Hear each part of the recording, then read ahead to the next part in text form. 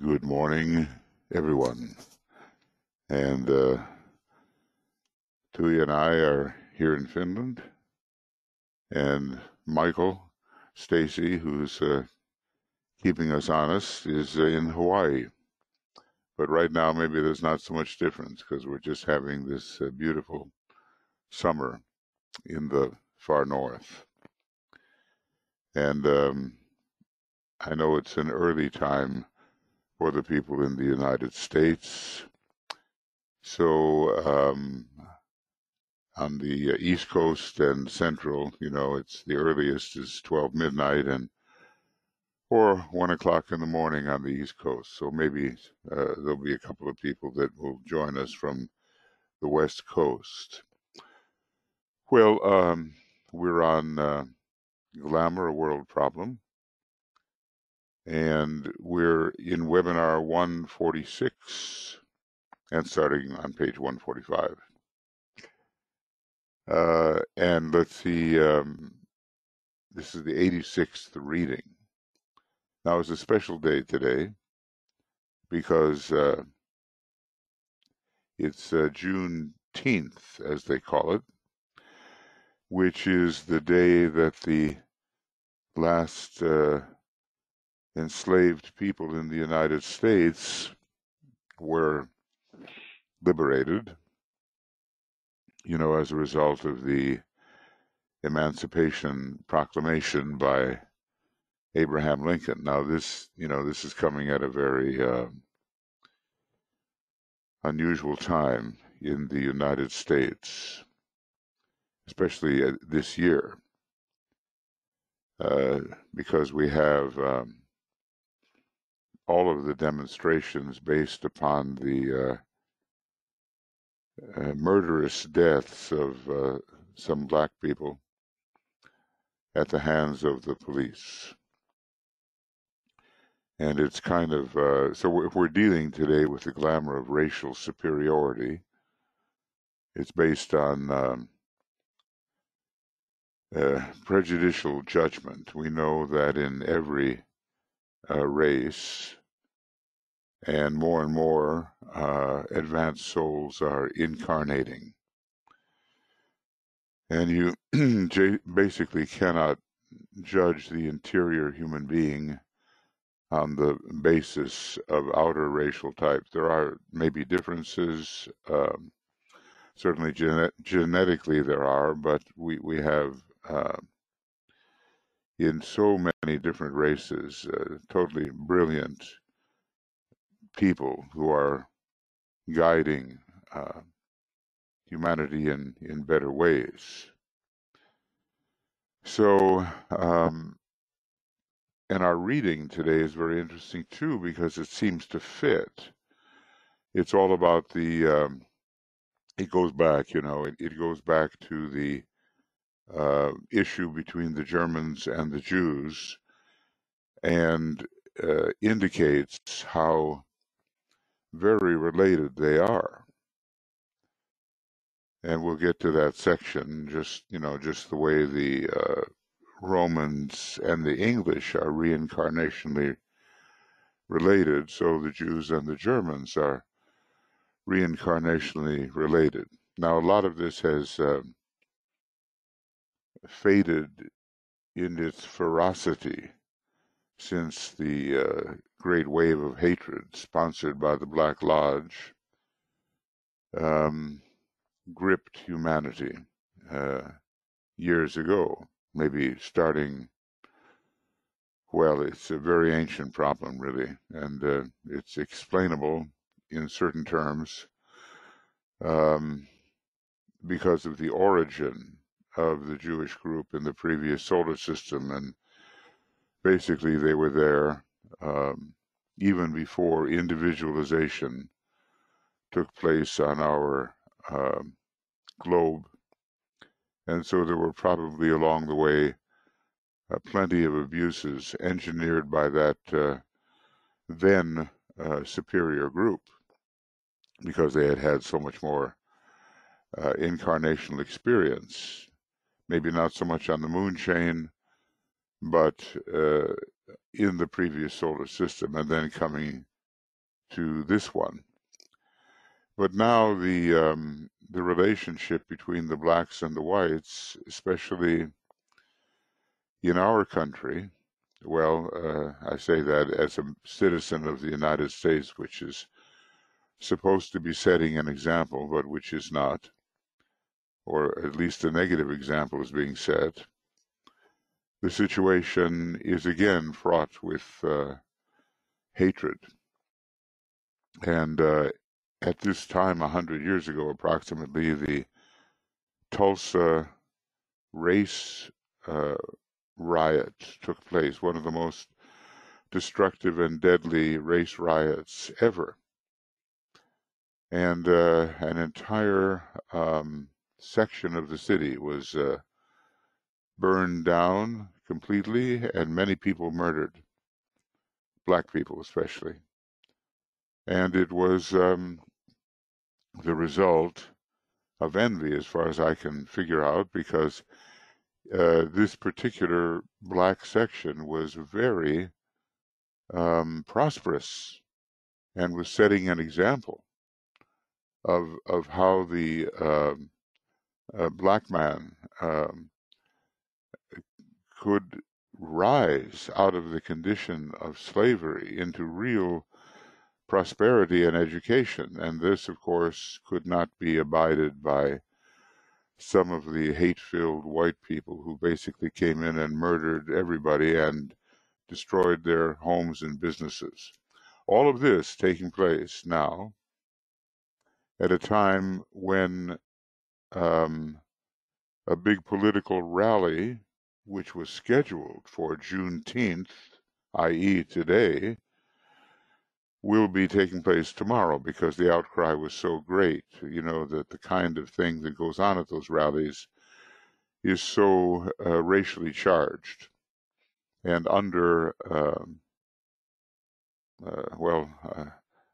undercover in a sense, but still racially charged. So there's just been an almost perfect storm of these factors coming together. The anniversary of the emancipation of the slaves, the race riot, so terribly destructive, the political rallies, which basically are now switching to law and order rallies, which means black lives don't matter, and put people down, the murders that are going on, all this in Tulsa, Oklahoma, with the COVID virus climbing in numbers and, well, I wanted to say ferocity, but virulence is the word. So we have some work to do here as we deal with this glamour of racial superiority. And we can find it everywhere. You know, it goes on in China, you know, regarding, it goes on in Japan. Some of the Orientals have considered themselves the superior race and looked down upon the white people as barbarous and crude and so forth. It goes on between black and white. It goes on in different areas of the South Pacific. It goes on with respect to people of South American extraction and so-called white people. It's a terrible issue regarding separateness. And that's what Master DK wants his group at that time to work upon, the great glamour of separateness. All these glamours we've been working on deal with the issue of separateness. And this glamour arises out of the one and only great heresy, the great heresy of separateness, which denies the idea of the one soul of humanity. So I'd like to we get going on the reading, and then we'll have Tuya will lead us in the meditation. And I'd just like to welcome you, Alexandra and Anne and Annette and Catherine and Gretchen, Jessica, and I guess Joe is over on this side, but well, Joe is one of the uh, staff, obviously.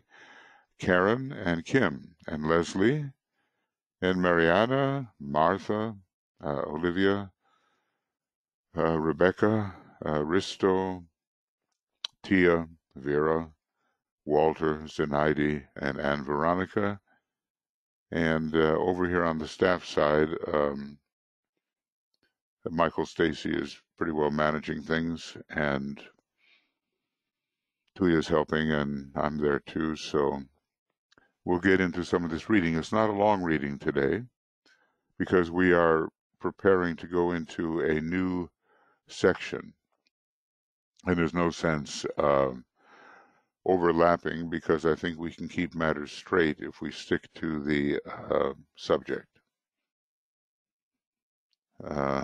But it's a potent day, and we can only hope, those of us that are observing it, that the many gatherings and protests stay peaceful.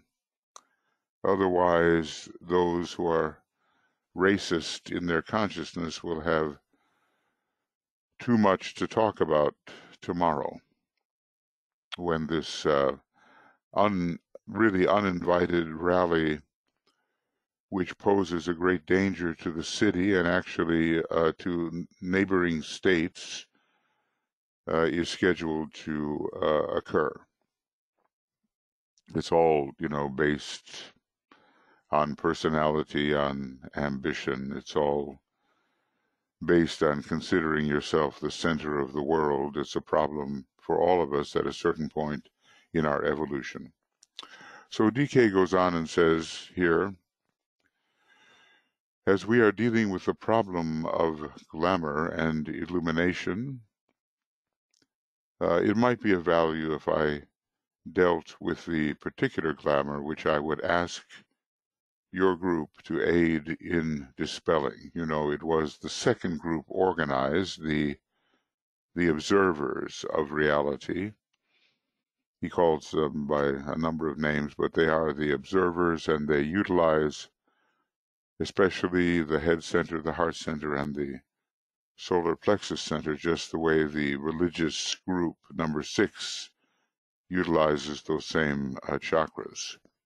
And so he says here, and actually, we began with this particular glamour, which is based upon the one fundamental illusion.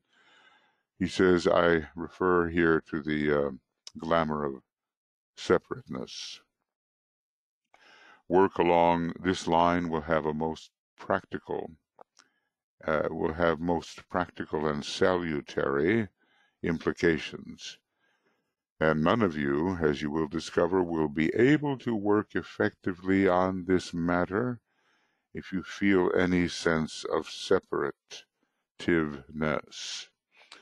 So that's the reason why we have to work individually on our glamours if we don't want to render ourselves ineffective in dealing with larger group glamours and those which afflict humanity in general. So we have a personal, individual responsibility to somehow, and it's hard to see, of course, that's the problem, to somehow observe the glamours which are afflicting us and do something about them. Now, we don't have Master DK with us right now, but pretty soon we will.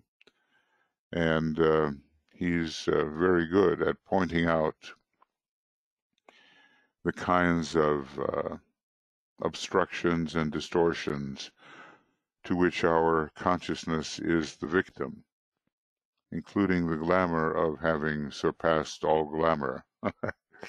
Okay, so we want to be able to work on this because we've worked on a similar glamour within ourselves. And this is the ubiquitous glamour, separativeness. This separative reaction may express itself as hatred. We see so much of that right now.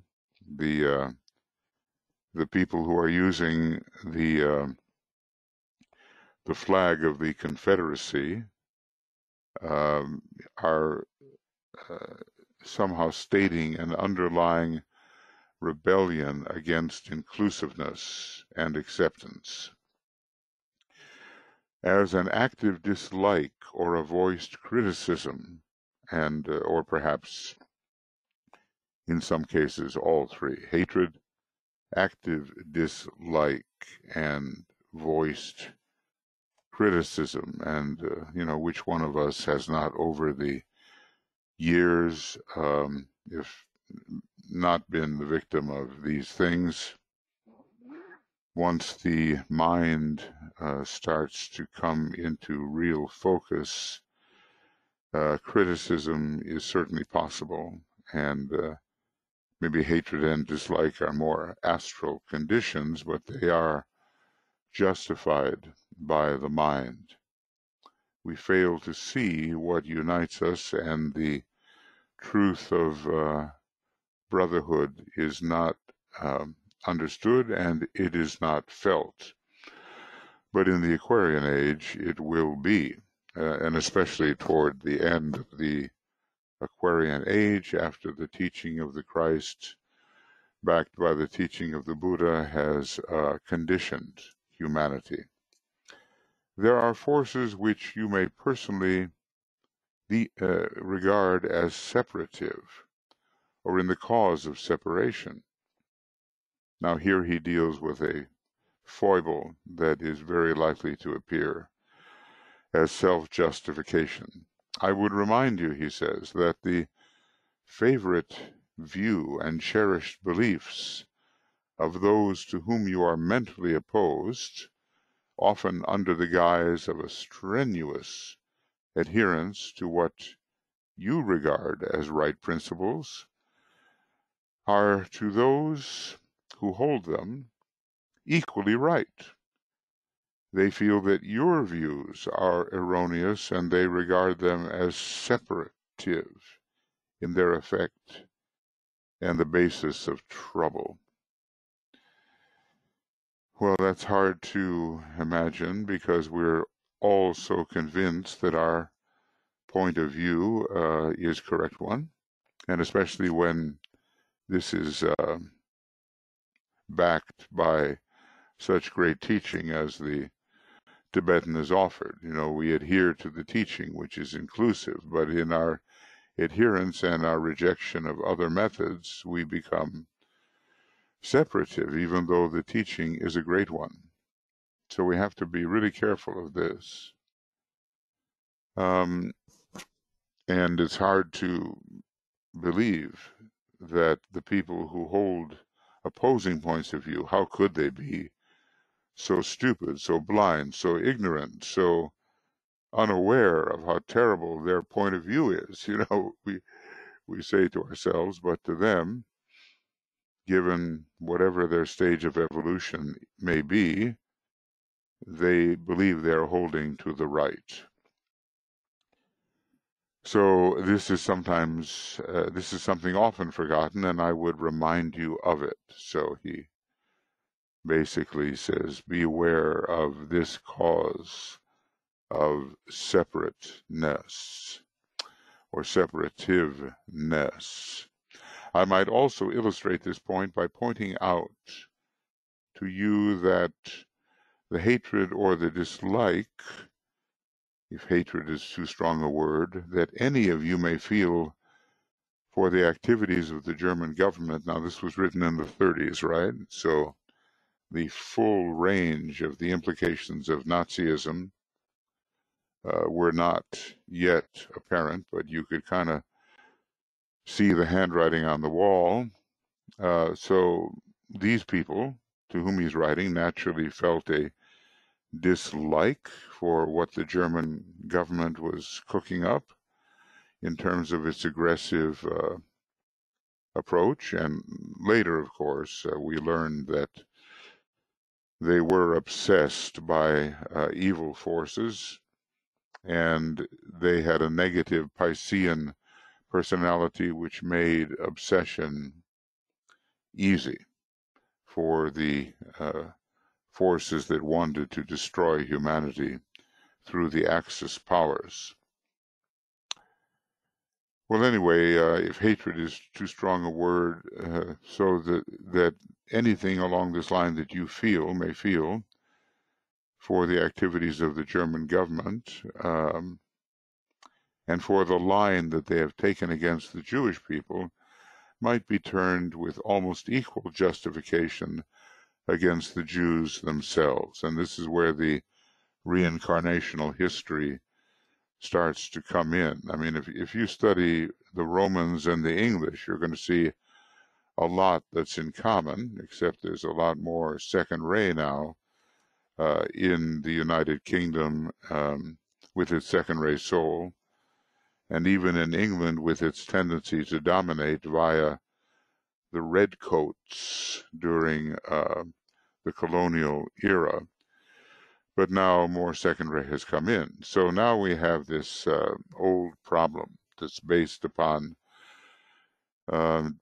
different groups originating in different areas, like the previous solar system of the moon chain or our particular Earth chain development of newly individualizing people.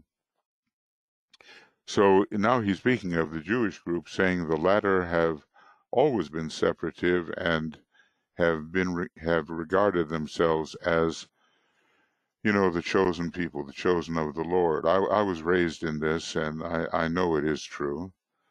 And it's an attitude that is just so deeply entrenched, hard to get beyond it. And he says the Jewish group has never proved assimilable in any nation.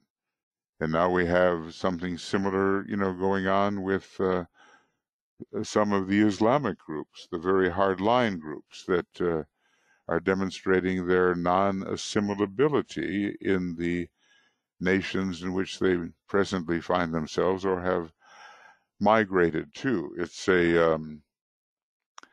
a stage, but in the case of the Jews, it has persisted a very long time, and probably because of their early development in the first solar system and seeing a relative lack of development in the newly made members of the fourth kingdom who were individualized on this particular planet rather than in a previous system. So neither attitude, as you well know, is justifiable from the angle of the soul, which is why, of course, we need soul consciousness and not just talk about what soul consciousness is. We actually need it. We need the mind that is in Christ. We need the mind held steady in the light of the soul. And it's interesting to debate these things intellectually, but we have to be really in touch with the energies themselves, excuse me, in order to undergo a transformation.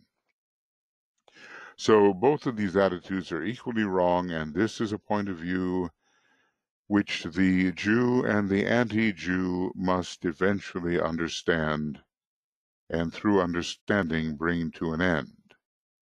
At one point he says, well, I was never aware of this particularly, but he says that Orthodox Judaism, and maybe it has reformed to some extent at this time, a little, is filled with hatred and must go. And that's one of the things that the Christ, who always was fulfilling the Jewish law, he always, or through the Master Jesus, he attempted to fulfill the law and the testimony of the prophets. That's one of the things he's going to focus on when he reappears in the effort to end a separativeness, which is the fading out of the deeply dogmatic Orthodox approach to Judaism, but not the whole of Judaism, because there are many reformed efforts And he does talk about a spiritual aristocracy which the Jew can represent if things are done correctly, because they have so much experience. So he goes on and says, I mention this because I am going to ask you to deal with that ancient and worldwide glamour, the glamour of the hatred of the Jew, which is really the glamour of the hatred of those who came from the previous solar system, if we look at it from the occult point of view. In this group, there are those who, in their thought, so now he's speaking of his the group to whom he's addressing these instructions, they are in their thought violently anti-German. And this was one of the big problems with even those quite close to Alice Bailey. It caused a lot of trouble. There are others who are definitely, though intelligently, anti-Jew, and DK analyzes much that's under the rug with regard to separative demonstration of the Jewish group, and he's not appreciated. In the same way that he writes against homosexuality, he writes against many of the practices of the Jews and the Christians with its churchianity. He basically spares no one when he sees that there are obstructions to the moving forward into the New Age, and the people who are members of these groups, they so much resent Alice Bailey for writing this, and they feel that, of course, it wasn't the Tibetan. It had to have been Alice Bailey who wrote these things. I would ask those in both these groups to recognize the problem with which they are faced. It is a problem which is so very ancient. Well, we've talked about that ancientness, billions of years old, and deeply rooted in the consciousness of the race, that it is far bigger than the individual can possibly imagine or vision. So we don't realize that when we deal with the normal manifestation of these prejudices. We don't realize it is the case, because our knowledge of occultism is just not generalized, and people don't understand the esoteric point of view. The individual point of view is consequently so limited that constructive usefulness is noticeably impaired. Obviously, this is not the case with the masters, who have this ability to read the Akashic record and have a very broad understanding of history. After all, my brothers, the point of view of the underdog is not necessarily the only one, or necessarily the correct one. Sometimes we say, well, people are persecuted, so they must be correct. But he's saying, no, not necessarily. And there's a whole karmic interaction going on here. Both the Germans and the Jews, and now, of course, the blacks and the skinheads, what can I say, the aggressive, prejudiced whites, you'll be able to say this of them now. Both the Germans and the Jews merit our impersonal love. Think about that for a minute. And think about any group or the groups that are prejudiced against each other.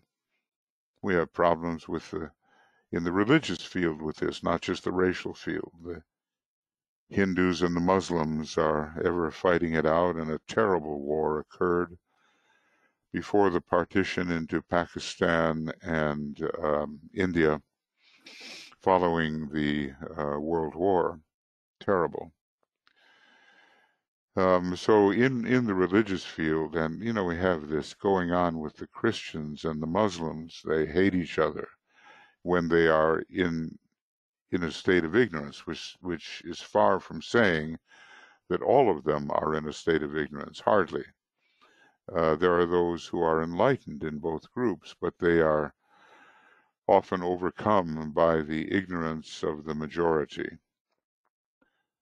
So the Germans and the Jews and all who contest with each other on the basis of racial superiority or religious superiority need or merit our impersonal love,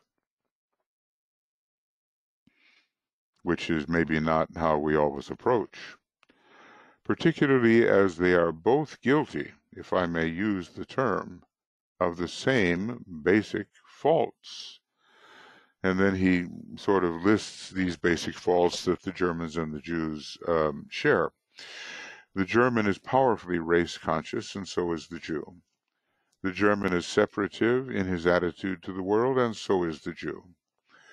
The German insists today on racial purity, a thing upon which the Jew has insisted for centuries. Of course, there is no racial purity in the world, as the Tibetan actually points out to us, and the mixture of peoples across the world is very extensive. So he kind of tells us that it's very rare to find the pure racial types. A small group of Germans are anti-Christian. You know, they wanted to revive the ancient German gods, which DK says was their real motive and a very dangerous one. So are an equally small number of Jews anti-German. I could continue piling up these resemblances, but the above will suffice. Therefore, your dislike of one group is not more warranted than your refusal to recognize any justification for the activities and attitudes of the other. So we defend the home turf, and it's our country, right or wrong, our race, right or wrong, our religion, right or wrong, and all of the blame is projected upon the apparent enemy, which separativeness has defined. Like frequently repudiates like. Now, you see that with magnets, don't you? When you put the same type of pole opposing each other, they repel. And it's an interesting experiment to hold. I did it when I was a kid. I was wondering, what is this repulsion of the poles? If I turn it around, they come together. So like, he says, frequently but not always, because later in the development of our spirituality, like attracts like. But anyway, in the beginning, there's a repudiation. Like frequently repudiates and swings away from like. And the Germans, of course, it's much subsided now, and the Germans and the Jews are curiously alike. Just as many British people and the preponderance of the British race are reincarnated Romans, so many Germans are reincarnated Jews, hence the similarity of their points of view. It is a family quarrel, and there is nothing more terrible than this. The Civil War, I think, in the United States had a larger death toll than any of the wars that have been fought by the United States or within the United States, and it was because it was a family affair. So he says, I'm going to ask you to take the Germans and the Jews into your group meditation and pour out your group love upon both of these divisions of your brothers in the human family. And I know that there have been groups working in Israel, at least I'm aware of them, and some of the disciples to whom we have been related and they to us that have done exactly this. They have attempted through various meditations to pour out their love upon the two groups, or upon opposing groups. Now, in this case, they were Israel and all of the Arabic countries surrounding. The Arabic countries, perhaps with some justification, will not even name the country Israel. They just call it the Zionist entity, and we know that DK took great exception to the legitimacy of Israel, because he said the same powers of separation that fomented the Second World War were behind the Zionist movement, which is hard to swallow for many, because it looks like good things have come out of it to a certain extent. But DK didn't see it that way, and he said it's caused unending trouble and the seeds of war. So anyway, see to it that you begin your meditation.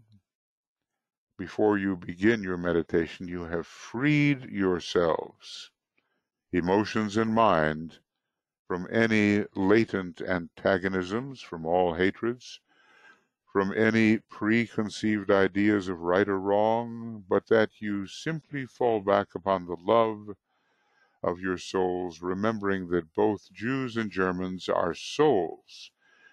And in probably, so many of us have spent incarnations in one group or the other, that both Jews and Germans are souls, and you are as you are, and identical in their origin, their goal, and their experience with yours. Now, for someone consumed with hatred, those are hard attitudes to adopt. And, following the Second World War, there was extreme hatred of the Germans. But we might say they redeemed themselves.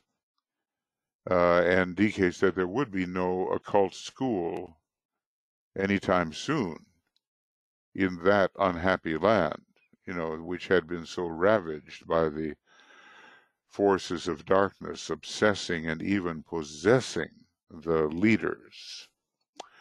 But Germany has a fourth-race soul and has produced some of the greatest music in the world, and poetry, and the arts in general, and has so much that's good in the soul, and that is emerging now all over the world.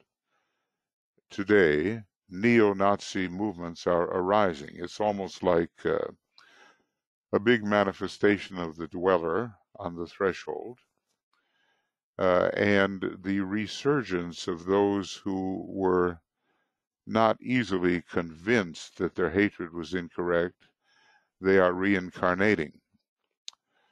And so we have this in the United States, probably more than even in Germany now, because there's all these laws guarding against the recrudescence of Nazism, but still it shows up.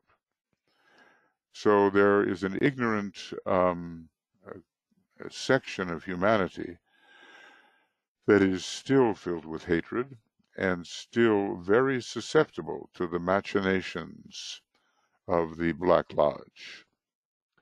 And this has to be watched with extreme care and remedied in the coming 5 years. Beyond that, it's hard to speak, but a last-ditch fight of materialism and hatred will probably emerge in anticipation of the Great Conclave. And now you have, you have such fear in certain of the white groups. It's not really white, but that's the way it's spoken.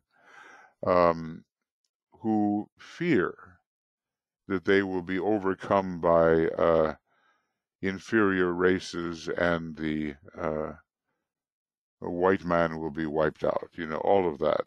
And the Black Lodge can feed all of that nonsense and produce in the police violent antagonism. The police themselves have become murderous aggressors, at least in certain areas. Certainly not all, because there's so many that are filled with public service and they know what they're doing and they're extremely helpful. And you wouldn't want to see anarchy. At least we're not ready for anarchy yet because we're not self-governing. But at the same time, to see these murders occurring when they need not occur. I mean, you can apprehend a suspect without murdering the suspect. It's just obvious. And now, so we have secret police appearing again, and we have very aggressive, murderous examples of the police force when it's not necessary. And the same thing was appearing in the Nazi times when Hitler was coming into power and after he had achieved power. And, the whole idea of persecution is with us, and we cannot imagine that if the laws and public opinion did not prevail against it, that there would be no persecution. There most certainly would be. So we have a lot to solve here. Anyway, as you pour out the stream of pure white light, as stage 3 instructs you, I have to remember what particular meditation this is, see to it that it pours through you with purity and clarity as one stream. Well, he's giving us some important ideas here about how to counteract racial hatred.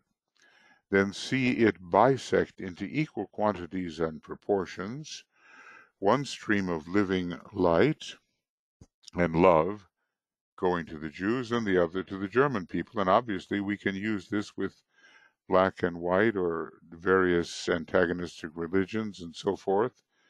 This is a healing meditation.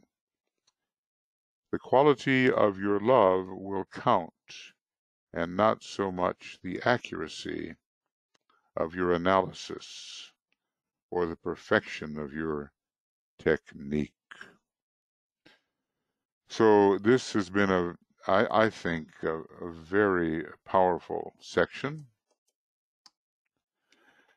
And we'll resume next week. It'll be on the evening schedule with the contrast between Maya and inspiration. But there's a lot here to discuss and to think about. Ending at this time, and it's actually the 19th. It's so interesting that this is the so-called Juneteenth that we're discussing this issue. One of those coincidences, this issue of racial hatred. But it's not confined to races. Religions have their fair share and always have, and some of the bloodiest episodes have been as a result of religious antagonism. Just think of what happened in the 30 Years' War, when actually, interestingly, Germany was attacked from the north by the Protestant forces. And even neutral Sweden was horrific in its application of hatred to Germany. The German people suffered tremendously because they were inclined, part of them, to be Catholic, and the Catholics were persecuted. And then, look at Bloody Mary and the whole English Protestant Catholic problem there between the Catholic royalty or monarchy and the Protestant monarchy, such as Queen Elizabeth and King Henry, who basically split from the Catholic Church. And this was epitomized in the battle between a man who is now a master, Sir Thomas More, and King Henry, who, had this desire to keep marrying new wives and needed to split the church in order to do so, because divorce was not permitted in Catholicism. So we've just had some horrific demonstrations in the religious and political field of hatred, and it has resulted in the expression of great sadism. Now, do we think that sadism would somehow miraculously go away if there was no regulation of it? And I don't think we can justify that position. The sadistic impulse is still with humanity and could be released in, in possibly another type of civil war within the United States and maybe also elsewhere. So the great glamour of hatred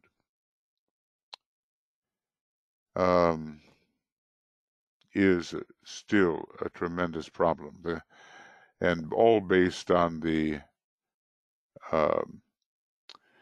illusion, the great heresy of separativeness.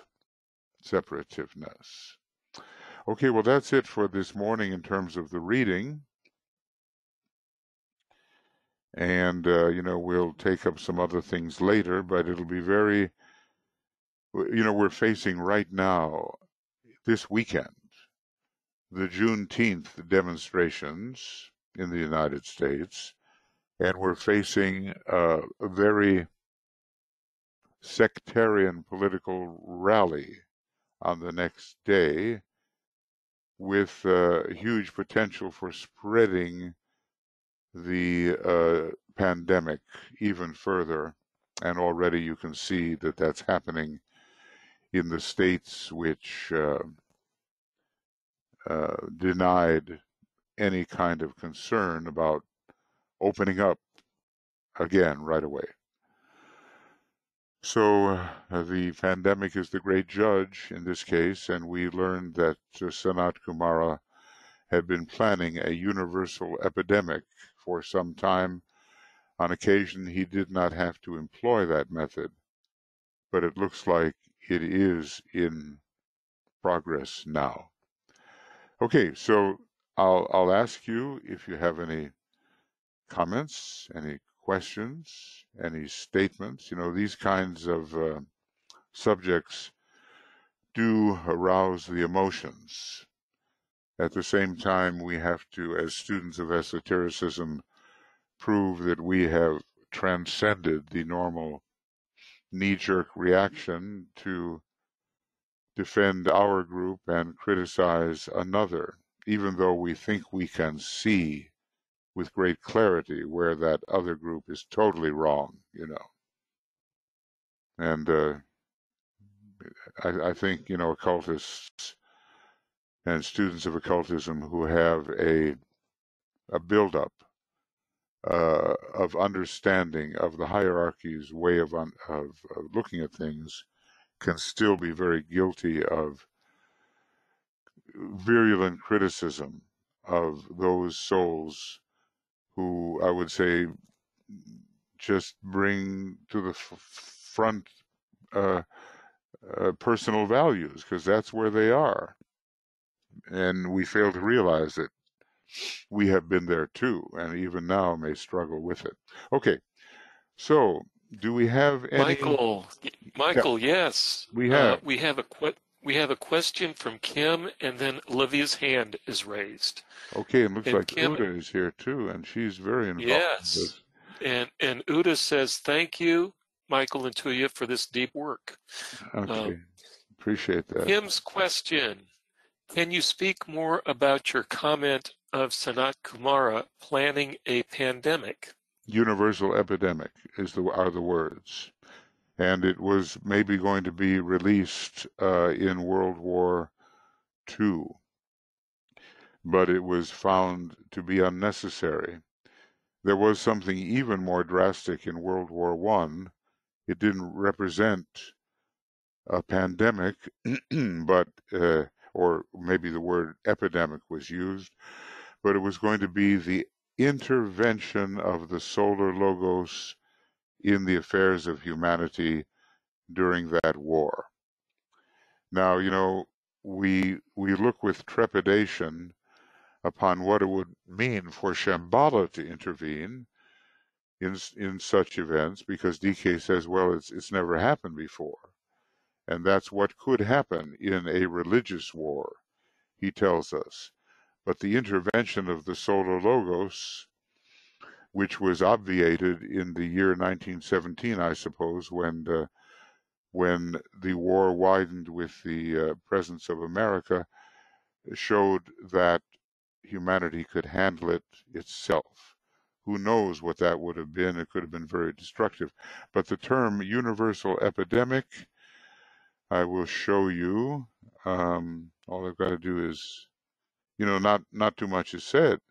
And somewhere it said that the forms were being tested and inadequate forms were being eliminated, and that this would be the will of Sanat Kumara to get rid of the forms that did not serve.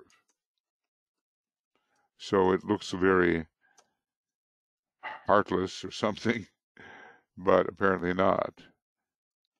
Universal epi, there it is. Okay, so one of the purposes lying behind the present Holocaust, which is a consumption by fire, and whole cities were consumed in firestorms. We know, Germany was not spared, nor was Tokyo. Even though the Jewish group has appropriated the term Holocaust, it was for so many a tremendous Holocaust. One of the purposes lying behind the present Holocaust, World War II, has been the necessity for the destruction of inadequate forms. This destruction could have been brought about by an act of God, who are our planetary logos, Sanat Kumara, such as a great natural catastrophe or a universal epidemic, and such had been the original intention. Humanity was, however, swept by forces that carried in themselves the seeds of destruction, and there was that in humanity which responded to those forces. Therefore, the law of destruction was permitted to work through humanity itself, and men are now destroying the forms through which many masses of men are functioning. This is both good and a bad thing, viewed from the evolutionary angle. It is nevertheless a fact which cannot be gainsaid, and the problem, therefore, confronting the custodians of the will, working through the custodians of the plan, is to bring good out of the evil which man has wrought, and thus gear events to the larger issues. So that is a potent paragraph, and one which tells us a little something of the plans of the planetary logos without us understanding what he judges to be inadequate forms. Apparently, mankind has taken this upon themselves.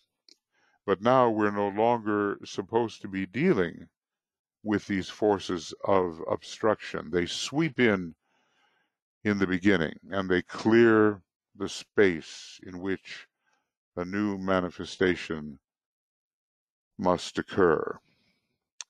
So the time for those forces has somewhat passed, and the Shambhala impacts depends on what you read, because he seems to contradict himself in various places, but the idea is that the Shambhala impacts of 1975 and the year 2000 need not have been as destructive as the Shambhala impact of 1825, which carried on for a century and more, bringing in great destruction of the Great War, which is from 1914 to 1945. So, yeah, and you can look up this other thing about the intervention of the solar logos. One can only imagine what that would be. And in the externalization of the hierarchy, and um, in the introduction to the first publication of Problems of Humanity, we read about how dangerous a thing it would be for Shambhala to intervene in a religious war, but how that could be expected. So both the field of religion and politics together are implicated, and when you combine Ray 1 and Ray 6, you get the most destructive possibilities for humanity. Okay, so where else, Michael? Let's see, Olivia. Olivia's hand. Okay. By the way. And Olivia, you are unmuted. All right. Thank you. Hello, everyone. Hi. Hi. So, when I was in the Holy Land with Unity Earth, we saw some of the prejudices that were there, even in a very superficial way. And I remember our Jewish guide was telling us when we went to the Western Wall that a lot of Jews believe that all the prayers in the world go to the Western Wall before they go to God.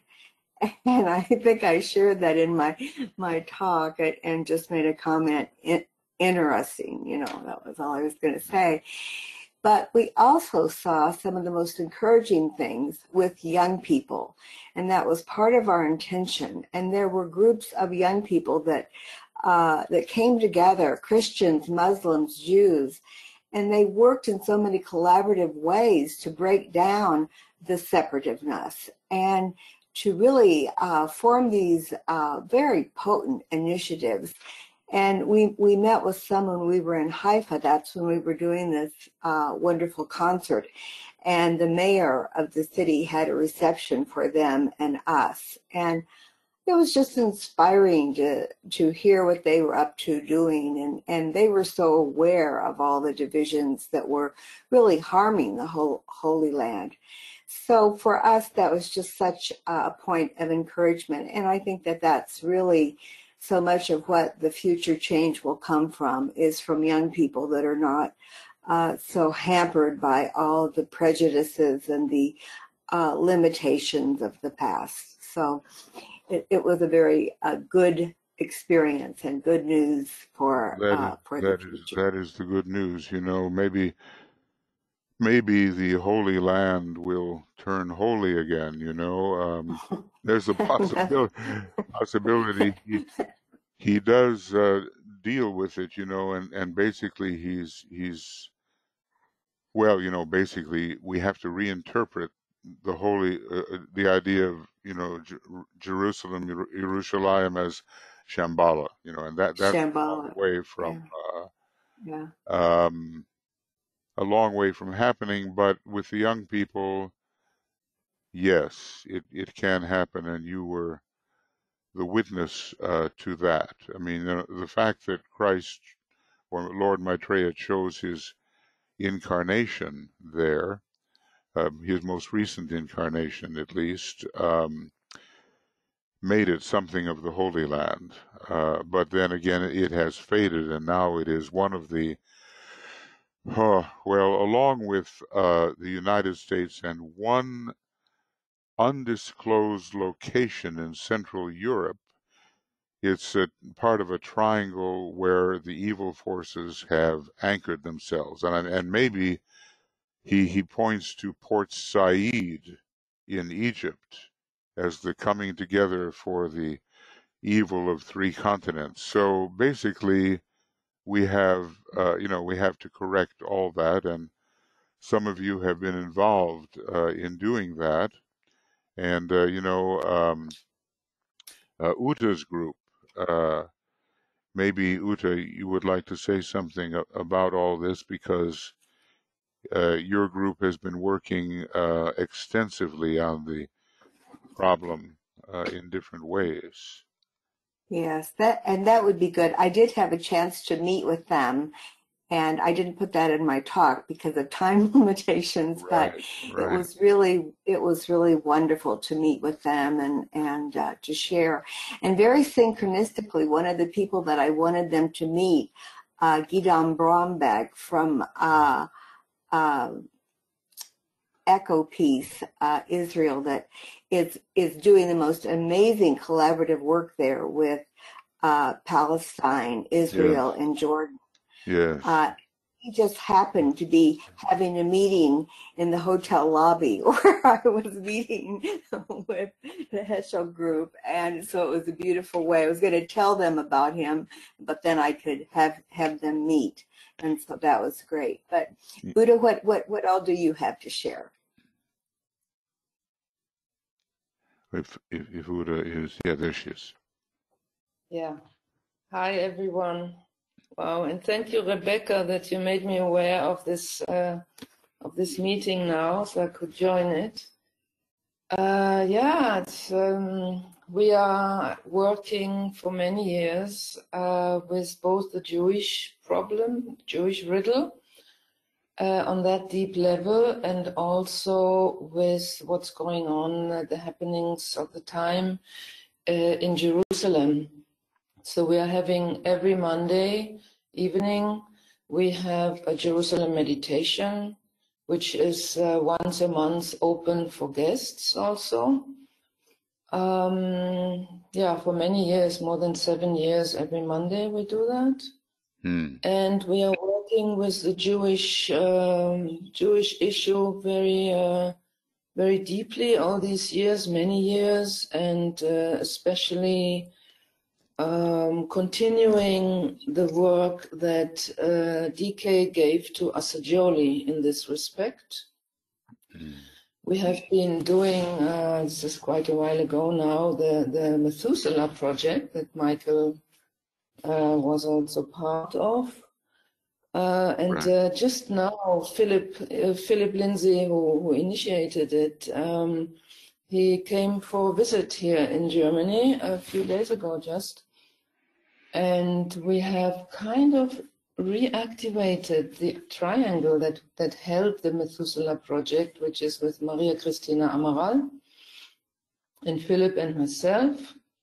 And we just feel this, what's happening now in the world has so much to do with this Jewish issue, that it stands to reason that we need to do something again with this, touching this deep problem, the most central problem for that if we solve this through right human relations, will lead to world peace. So yes, we are all on it. All on and it. me, Yeah, Germany now is adding another puzzle piece here. I'm very aware now, more than I was for 35 years living in Israel, and I wasn't not at all involved in Germany. I never thought I would go back to Germany, but now I'm back, and I can see the importance of this Jewish-German axis. Well, you are really representing it. Somehow you are embodying. You're on that line, and you have a foot in both countries. And I just now start to understand the part that Germany can play with the centrality of it in Europe, and with all that it holds, and with the fourth race soul, as you said. We have now for 1 year, we have a small group of that works with invoking the soul of Germany. Yeah. So and we have now brought together, we are working together, the Jews and the Germans, Hechal group and the Germans to work with this impulse of souls of nations. Yes, that's and of course a number of us are on that too. The esoteric United Nations effort that Tuya impulsed and I'm assisting with.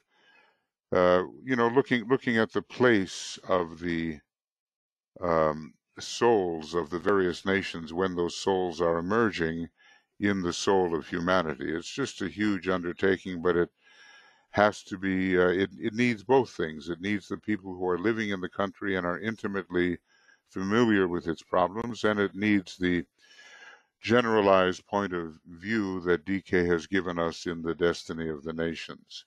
And I rather anticipate that when he writes again, he's going to expand that whole political point of view, and probably will add, I believe, the rays of so many nations for which he simply gave the astrological signs because things were not sufficiently settled. Then it always takes longer for the rays to emerge than it does for the astrological factors to be noted. So I anticipate a lot of development along this line, that we can have what I tend to call an articulated synthesis. In other words, it's not a synthesis of sameness. It's a synthesis of great variety, which is nevertheless essentially the same in being and in soul. So in the next incarnation or whatever, let's just see what emerges during this Aquarian age of universality. That's the word for Aquarius, universality, and we can see how it needs to be applied in the political and religious arena particularly. Well, thank you, Uta, for sharing a little bit of this. I'm really glad Rebecca let you know about this and that you were able to join us. We have another thing here from Tia that I'm looking at. Michael, do you want to read that? Yes. Tia writes, now is a time of tremendous pain for many people. Hearts bleed, but those who suffer at the hands of such virulent hatred will need to do what we have always been called to do, which is to exercise tremendous strength, a strength only the love of the soul can give. Beauty for ashes. Okay, I always, I'm looking at it, but I lost the last little part. Is it beauty or ashes? Is that it? Beauty for, F-O-R, For. or ashes. Okay, to be pondered. I was just reading, about that Tulsa race riot, and they reduced everything to ashes. It was just a horrific thing. Now, the focus now is on the relationship between, at least in America, but it will have application in England too, I think, and other places where there are large populations of white and black. There's a big focus there, and I think the black people have just had enough. That's it, and this series of demonstrations is politically potent because of the depth of feeling and suffering and sensed ongoing unremedied persecution, even at the hands of those who are supposed to be fair in their execution of justice. So where this will end, we don't know, but we know it will have tremendous political implications all over the world. We have something similar in Brazil. I think, the native populations, the the Indian populations. Of course, Indians are not India, but let's just say the people who are in the jungles and are only now emerging, and they are the indigenous people. They have been persecuted by those who came from Europe, the Portuguese, the Spaniards. If you've ever seen the Robert De Niro film called The Mission, you will understand how the same kind of terrible prejudice can operate in a different context. So everywhere indigenous people are suffering at the hands of those who consider themselves to be superior and, probably have a lot more incarnational experience, but they're not approaching it the right way. We are our brother's keeper. And just imagine if the masters look upon us and say, oh, you're so inferior, you're not like us, we're much ahead of you. They don't do that. They do everything they can to lift us and to help us achieve what we must. So this goes on, and of course in every group there are advanced souls, we know that. And we have to even in the most aboriginal groups, in Australia and some in Japan and some in Africa, there are advanced souls whose responsibility it is to take those who are more recently incarnated. And what DK once said, he said, you realize what it means that these groups have very little karma? And he just left it in the air, hinting at the very rapid development which would be undergone by even the groups that incarnated latest, maybe in Atlantean times, and not in Lemurian times at all. We are our brother's keeper. And so Cain asked the question with regard to Abel. No doubt Philip Lindsay has a good interpretation for that in terms of the races and nations and rather the root races. Okay, the pain is very great, and something's has to be done. Is there anything else, Michael, there? There are no other written comments or questions, and I see no hands raised. Okay. Well, this is a real coming together on an important day.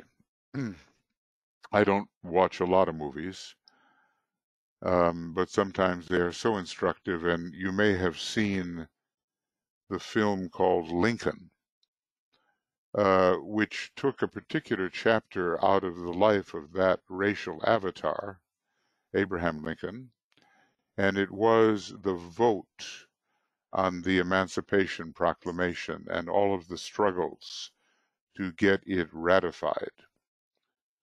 So was that 1863? I'm not sure. It was, in the 1860s, obviously, and it was ratified by a very narrow margin. And then on Juneteenth, I don't know the year, but that point at the end of Gemini, the head of the cosmic Christ, the last vestige of American slavery was at least officially eradicated. Of course, Jim Crow and all kinds of prejudicial abuse continued, but at least officially that was the ending of the slave situation in the United States. Now there's slavery in other countries now. There's human trafficking now. People are indentured. They are financial slaves. They are actually captive slaves. It's not just in the U.S. It's a condition of superiority, apparent superiority of one group over another, and the mistreatment by the so-called superior group of the group over whom they imagine themselves to be superior. So this is a world problem, And it reflects the lords of form who seek actually to enslave humanity. And there are occult methods by which this enslavement can occur. And there's the liberation of certain occult essences which they try to trap and confine and enslave. Those are really ugly things, not to get into them, but they are occult methods whereby the enslavement of various groups of human beings is attempted and sometimes successful. So we have our hands full. Now I'm going to ask Tuya if she will give us this meditation. If everybody, wait a second, I missed Alexandra. And also you say, Alexandra, the solar eclipse is happening this weekend along with shakeups of the rally, Juneteenth, and the publication of the Bolton book. Yeah, may we steady the lifeboat this weekend. Yes, exactly. The solar eclipse in the sign of the masses, of the mass consciousness, which is Cancer.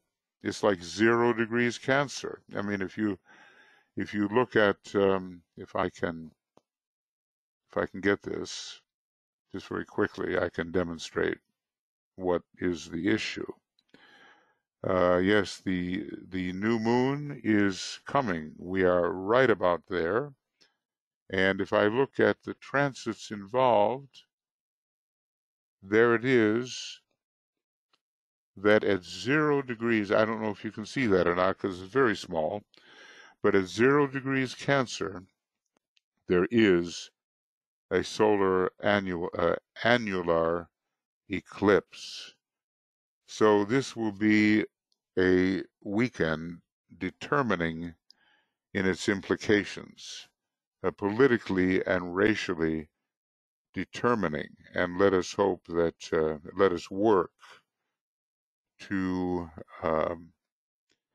help it go in the right way, not just at our little meditation now, but let's keep our attention, this being Friday, Saturday, Sunday, let's keep our attention on these matters, considering ourselves to be a group made of many groups all over the world that is working esoterically for the welfare of humanity and its disabuse of the plague of racism and separation. Okay. Now I've got to find where I am. And this is Formula One, the glamour of racial superiority based on superficial prejudice, and also, well, you would say on ancient relations that are so far beneath the surface that the prejudiced people don't know where it came from. So, and ancient relations.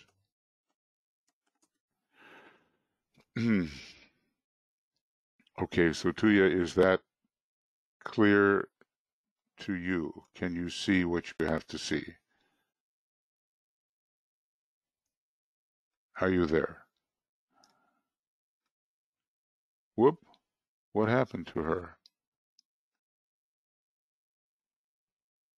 She was eliminated from the... She left for some reason. Well, sometimes you just get kicked off. She's been having that problem with her computer. Well, I can't. I'll just have to do it. And if she comes in, Here she is. Okay. Yes, I was in my mobile, and then I went to my computer, but I couldn't unmute myself. So I heard everything, and I tried to wave my hand. So anyway, Okay. good morning to everybody, and wonderful discussion. So we are ready to start our meditation. We can reflect first this superficial prejudice, why it is negative solution at this time, at present modern humanity.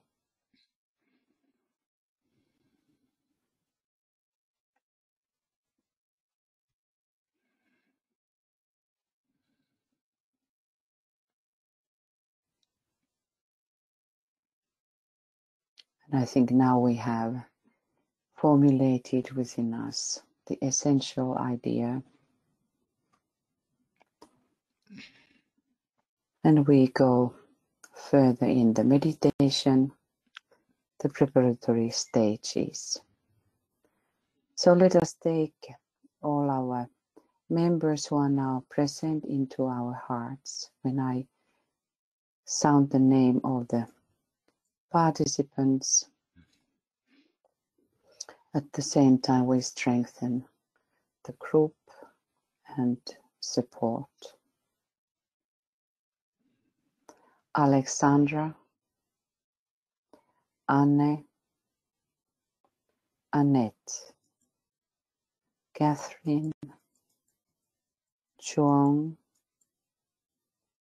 Gretchen, Jessica, Joe,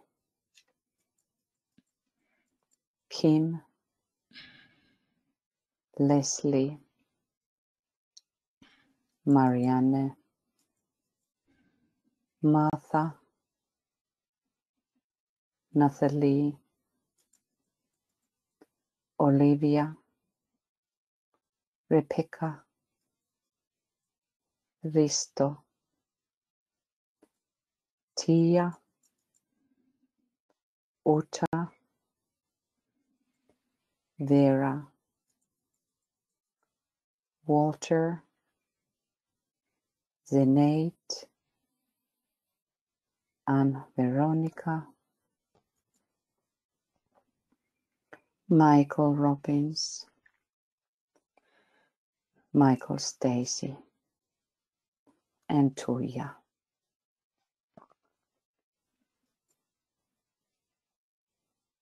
The protective formula.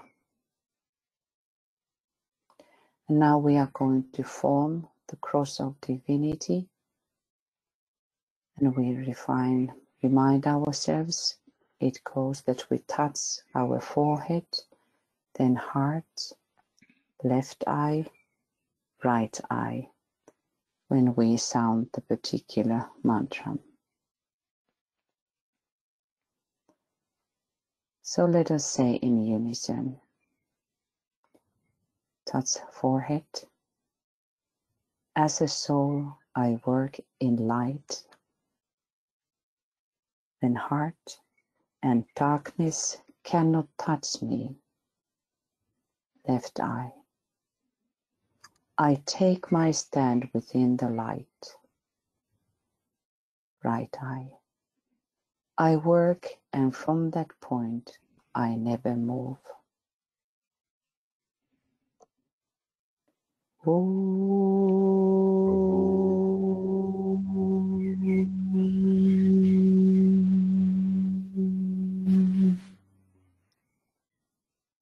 The three preparatory stages.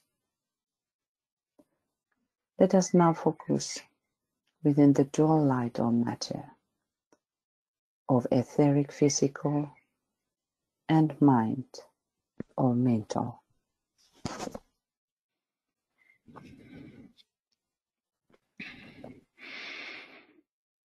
Michael, dear, can you close your microphone? Yeah. Yeah, I'll do it. Just go ahead. And now meditate on soul contact.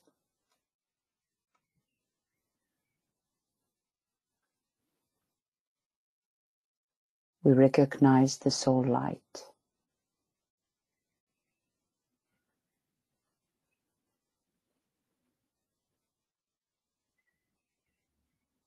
Now see the fusion of these two lesser lights, the dual light of matter, of etheric physical, and of mind, mental, with the soul light within the mental body.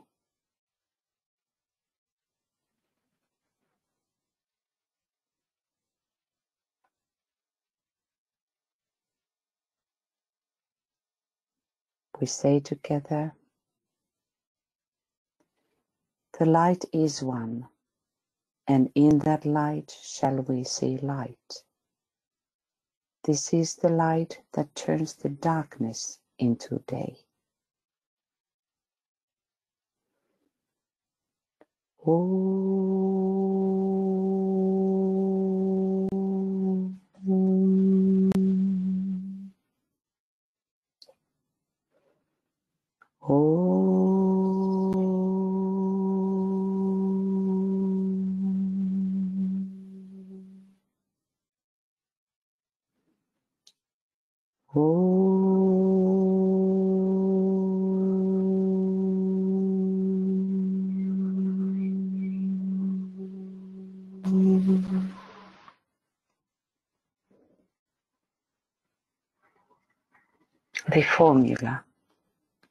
The formula. Visualize now the great searchlights which we have now created.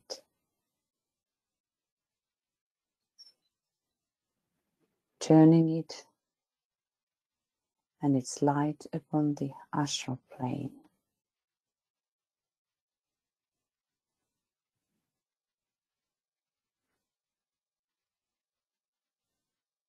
And we say together, radiance are we and power. We stand forever with our hands stretched out, linking the heavens and the earth, the inner world of meaning and the subtle world of glamour.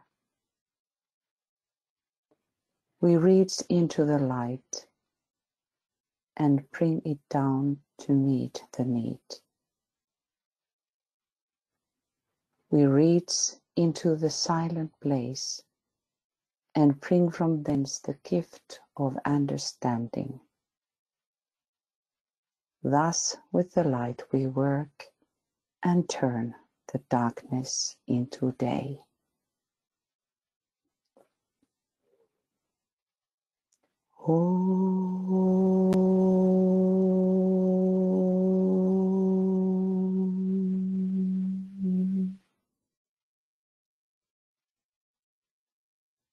And we need to keep the line of the will really living.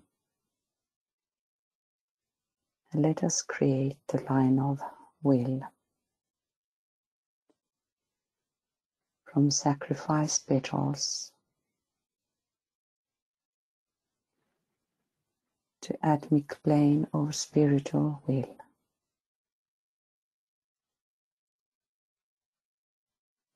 And to monad, creating thus the living interplay, standing in the center of that will.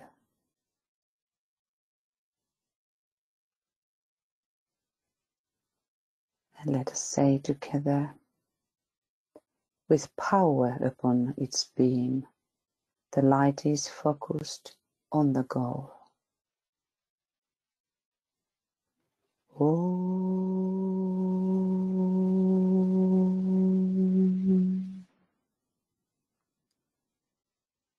We have our inner eye upon the clamor of the day to be dissipated, superficial prejudice,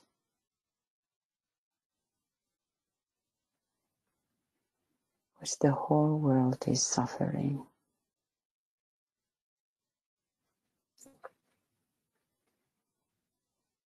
We turn and keep our searchlight upon the clamor and visualize how we are standing as a group having the divine cross of divinity shining forth, protecting the group.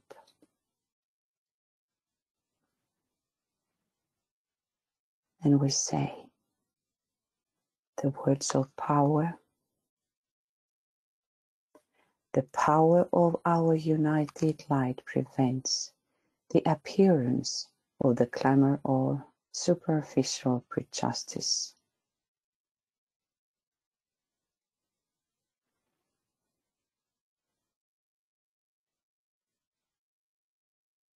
The power of our united light negates the quality of the clamor from affecting humanity.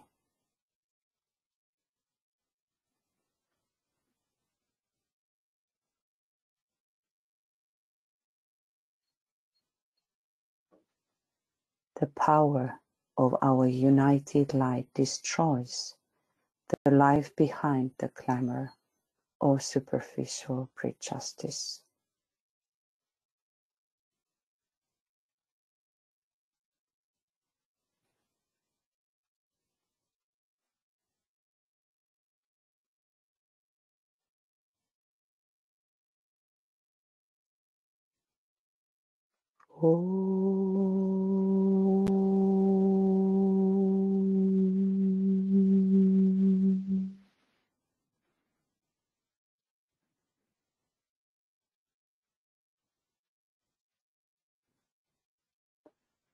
We visualize the light penetrating into the clamor.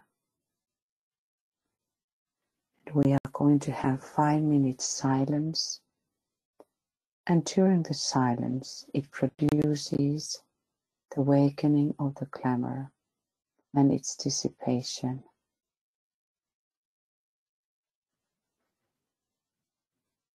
We will have the 5 minutes of silence, and while to the end we realize the intensity of purpose, whereas the work is seen proceeding. And we have and start now the silence of 5 minutes.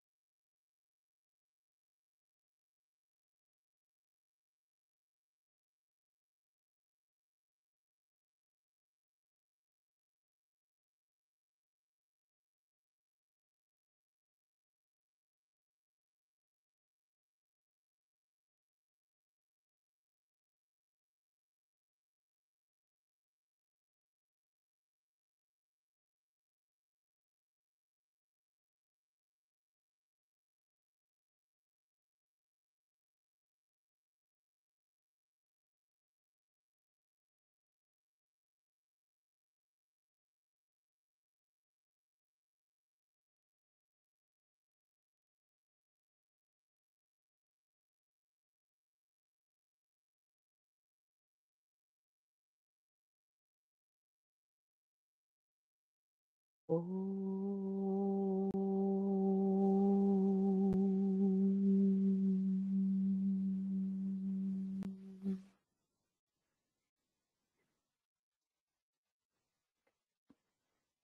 now we turn away our attention from the astral plane, refocusing back upon the mental plane.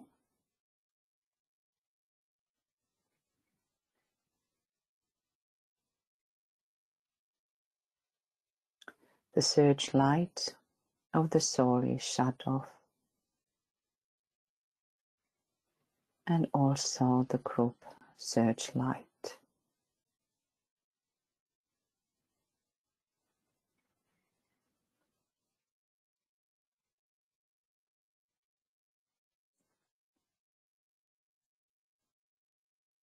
And we sound Om for closing the work.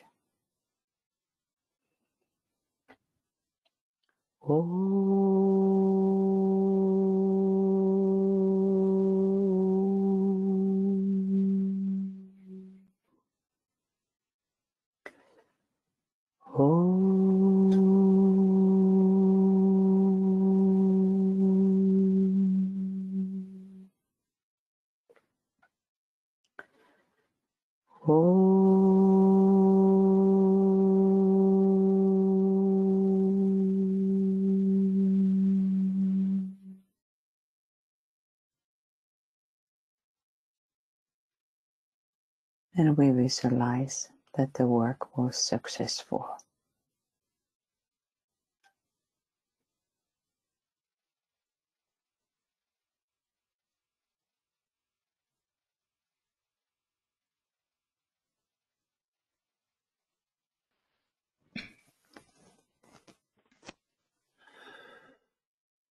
Okay. Thank you, Tuya, and thank you, everyone, for attending and working this way on what turns out to be a very critical weekend in this ongoing fight for fairness, brotherhood, equality, the monadic state which exists. Tonight at 5 p.m., I think it's Zoom, Michael, if I'm correct. Can you put the link in? Do you have the Zoom link? It's going to be on the Cosmic Fire in Depth, a treatise on cosmic fire in depth. And we are still in that section where we're dealing with the way the Tibetan approaches the fundamentals of the secret doctrine, though in the Cosmic Fire book he does work a little differently there than Blavatsky worked, and we will continue to try to go as deeply as possible into that book. And those on Makara, you will find all of that written out, all of those commentaries in written form, the ones that I'm using and elaborating as we go. I also appreciate the people in the United States. This time it's the wee hours for you, and oftentimes in Australia and New Zealand it's the wee hours. So when you make that extra effort to be present, that's great. Appreciate that. Saturday we'll be working on the solstice. So we will not have, I think, Tuya, that's correct, we don't have the Soul of Nations on that day. But for those No, that's right. Okay. But for those of you who are members of the Esoteric United Nations, within the soul of humanity, and have taken that commitment and that pledge, there's quite a few of us there, we will have the 1 p.m. GMT meeting of the EUN. And then we will arrange a time coming up shortly for people who would like to join this meditative EUN process and have yet to take their pledge, their commitment, as we don't want it to be casual. We want it to be a full-blown commitment lasting over the 5 years. So thank you. And let's see if there's anything here. Yeah, there it is. The Zoom meeting for 5 p.m. is right there. And you are most welcome to join the Treatise on Cosmic Fire in depth. And we'll carry on from there. So lots of love, many blessings from the whole team here. And we'll be with you shortly. Another 10 hours or so, 10 or 11 hours. We'll see you then. And this will be up on Makara as soon as we can manage it.